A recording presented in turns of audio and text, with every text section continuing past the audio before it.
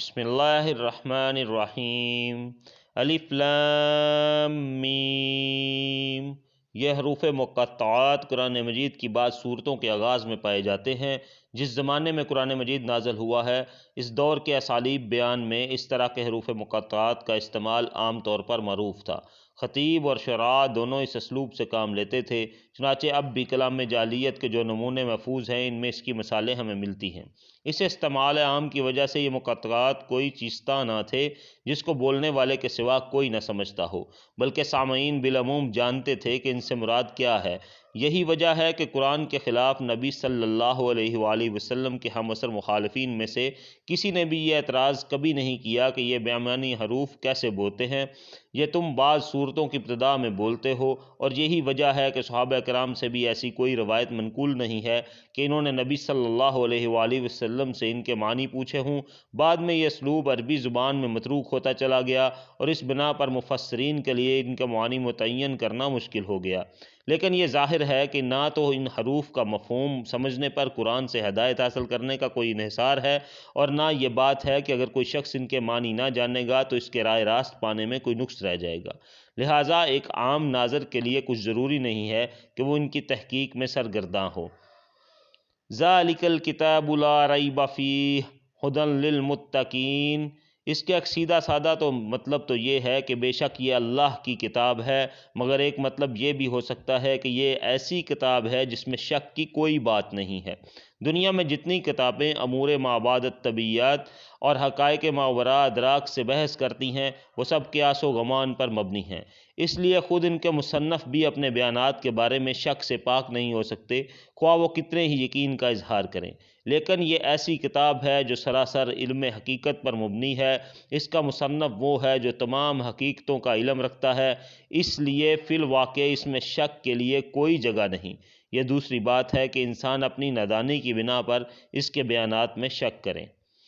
الذین یؤمنون بالغیب ویقیمون الصلاۃ ومما رزقناہم ینفقون۔ یعنی یہ کتاب ہے تو سراسر ہدایت و رہنمائی، مگر اس سے فائدہ اٹھانے کے لیے ضروری ہے کہ آدمی میں چند صفات پائی جاتی ہوں۔ ان میں سے اولین صفت یہ ہے کہ آدمی پرہیزگار ہو، بھلائی اور برائی میں تمیز کرتا ہو، برائی سے بچنا چاہتا ہو، بھلائی کا طالب ہو اور اس پر عمل کرنے کا خواہش مند ہو۔ رہے وہ لوگ جو دنیا میں جانوروں کی طرح جیتے ہوں، جنہیں کبھی یہ فکر لاحق نہ ہوتی ہو کہ جو کچھ وہ کر رہے ہیں وہ صحیح بھی ہے یا نہیں، بس جدھر دنیا چل رہی ہو یا جدھر خواہش نفس دھکیل دے یا جدھر قدم اٹھ جائیں اسی طرف چل پڑتے ہوں، تو ایسے لوگوں کے لیے قرآن میں کوئی رہنمائی نہیں ہے۔ یہ قرآن سے فائدہ اٹھانے کے لیے دوسری شرط ہے۔ غیب سے مراد وہ حقیقتیں ہیں جو انسان کے حواس سے پوشیدہ ہیں اور کبھی براہ راست عام انسانوں کے تجربہ و مشاہدہ میں نہیں آتی، مثلا خدا کی ذات و صفات، ملائکہ، وحی، جنت، دوزخ وغیرہ۔ ان حقیقتوں کو بغیر دیکھے ماننا اور اس پر اعتماد پر ماننا کہ نبی ان کی خبر دے رہا ہے، ایمان بالغیب ہے۔ آیت کا مطلب یہ ہے کہ جو شخص ان غیر محسوس حقیقتوں کو ماننے کے لیے تیار ہو، صرف وہی قرآن کی رہنمائی سے فائدہ اٹھا سکتا ہے۔ رہا وہ شخص جو ماننے کے لیے دیکھنے اور چکھنے اور سونگھنے کی شرط لگائے اور جو کہے کہ میں کسی ایسی چیز کو نہیں مان سکتا جو ناپی اور تولی نہ جا سکتی ہو، تو اس کتاب سے ہدایت نہیں پا سکتا۔ تیسری شرط ہے، اس کا مطلب ہے کہ جو لوگ صرف مان کر بیٹھ جانے والے ہوں کہ وہ قرآن سے فائدہ نہیں اٹھا سکتے۔ اس سے فائدہ اٹھانے کے لیے ضروری ہے کہ آدمی ایمان لانے کے بعد فوراً ہی عملی اطاعت کے لیے آمادہ ہو جائے، اور عملی اطاعت کی اولین علامت اور دائمی علامت نماز ہے۔